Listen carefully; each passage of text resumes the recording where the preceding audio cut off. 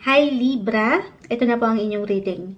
Ano nga bang payo ng baraha sa'yo? Sa pagpasok ng bagong taon 2024, ano pa yung kailangan mong marinig o importanteng marinig na mensahe mula sa baraha? Again, mensaheng gabay lamang po para sa mga Libra. Will be straightforward sa ating reading. Hopefully, ayan, ilaban na natin ito para sa inyo. 2024. Anong mensahe ang mahalagang marinig ng mga taong maaaring makapakinig nito? Libra, message. Libra. Anong maiwan natin para sa mga Libra? Ayan. Kumpol na sila. Mag-add pa tayo dito. Libra, 2024. Sa taong makapakikinig nito, anong maiwan natin para sa kanila? Or para sa kanya? Libra. 2024. 2024. Ayan, umilap na. Ayan. So, 8 of Pentacles reverse. Medyo marami to. The Ace of Cups. Knight of Pentacles. The High Priestess. 10 of Swords. 6 of Pentacles reverse. The Page of Wands. The Devil reverse. Hindi po kailangan katakutan. The Page of Cups. Okay. Okay. So, mas seryoso. Libra. Parang ganyan yung message ko kanina bilang kay mga air signs. Kung nakapakinig kayo sa Gemini, tama ba? May pagka-serious mode. The 8 of Pentacles reverse kasi represent ito yung pagiging mature nyo sa inyong ginagawa. Trabaho. Mas seryoso kayo ngayon na merong ma-earn, merong makuha, merong benefits na matanggap. Na dapat lang, 'di ba? Mas serious mode sa kung ano mang goal nyo in life or kung ano yung gusto nyong ma-achieve pa. Okay? Ngayong taon, 2024, Libra, kung patuloy mo yung tatrabahuhin, maging ano pa man yan, gaano man yan kalaki, kabongga, kaliit, the Ace of Cups, the Knight of Pentacles, may bago, something bago. Merong pwedeng ihain sa'yo ang universe anytime soon. Kung saan mas lalo pang aangat yung kagustuhan mo na makarating sa resulta. Na hindi posibleng marating mo ngayong taon. I-claim na natin yan. Pero ngayon, January pa lang, mag-start ka muna sa ilang pwedeng options or choices mo in life. Sa ilang bago na naisip mo, kahit sa simpleng pagplano or ideya ito, kung paano mo, of course, mapapalago ang iyong sarili sa isang, more on sa ano to guys, unang-unang nakita ko, okay, trabaho, career, magplano, para sigurado, sa gusto mong patunguhan ngayong taon, dahil merong something parating, na benefits, na money-related, may something matatanggap, ang mga Libra. I-claim na natin yan. Merong improvement when it comes to money. Manatili ring bukas. Gaano man kayo parang kaseryoso. Manatili pa rin. Kumbaga, i-balance nyo pa rin yung work-life balance.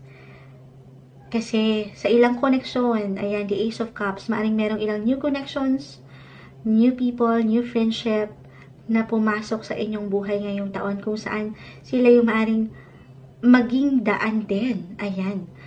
Para sa ikaw unlad mo ba sa iyong ginagawa? Maging bukas pa rin doon. Gaano man parang, ay ayoko, dito lang ako, magtatrabaho lang ako. Balance is the key. Bilang kayo mga Libra, you're all about balance. I know, mapangahawakan naman to. I mean, may pagkakataon na seryoso sa trabaho at meron ding panahon na kayo'y makapagliwaliw, na-enjoy lang din ang life. Kasi sa pag-enjoy nyo na yan, hindi imposible na merong someone dyan na umangat, na kung saan, sabi ko nga, maaaring merong benefits. Hindi sa meron tayong hinihintay na benepisyo mula sa iba lagi, ano.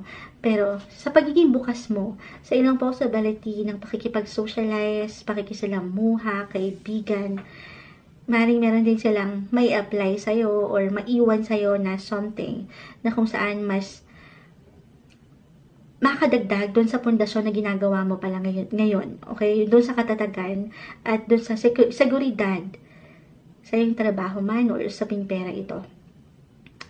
Okay? Yun yung pinakaunang umangat dito. Trabaho, trabaho, trabaho. At usaping pera, Libra. Parang dyan yung ikot ngayon sa mas seryoso yung pag-iisip na wala namang masama. Dahil sa mas practical, ang hirap na ngayon kumita.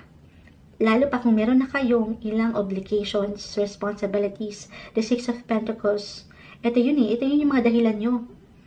I know sa live guys, hindi natin na ipapakita yung baraha, pero no worries, i-upload rin po natin to. Live na live rin po pala tayo ngayon sa ating YT, but anyway, ito na.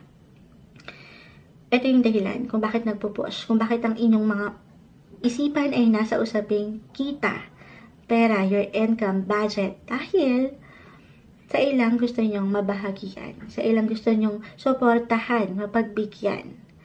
Or sa mas practical, maaring ayan, kung meron na kayong anak, bilang may umiiyak na bata, yung pamangkin ko po, pasensya na.